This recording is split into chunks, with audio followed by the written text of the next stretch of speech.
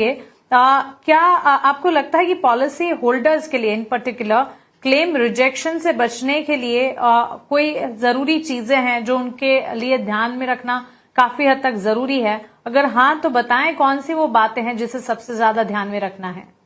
जरूर मानसी, ये बहुत अच्छा आपने सवाल पूछा है।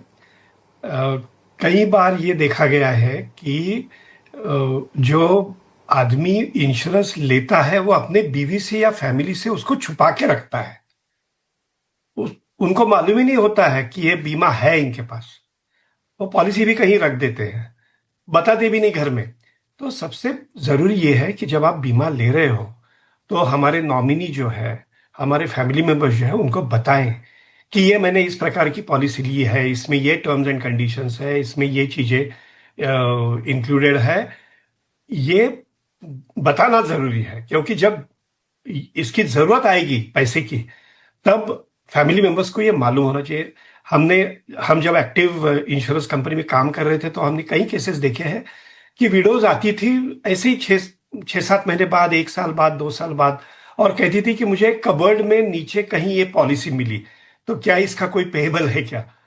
अब ये ऐसे क्यों होता है? क्योंकि हस्बैंड जो है ना बहुत सीक्रेसिव रहते हैं, तो उन्होंने नहीं रहना चाहिए, ये मैं पहले बताना चाहूंगा। और दूसरा ये है कि फैमिली को पूरी जानकारी दीजिए कि किस प्रकार का बीमा है और उसमें क्या बेनिफिट्स मिलने वाले हैं।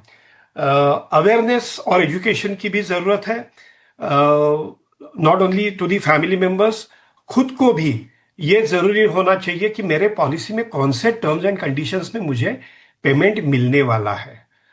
तो इसकी भी जानकारी खुद ने लेनी चाहिए, और अगर नहीं मिल रही है तो सवाल पूछने चाहिए। इंश्योरेंस कंपनीज के ऑफिसेस होते हैं, उनकी वेबसाइट होती है, वहां जाके आप सवाल पूछ सकते हो।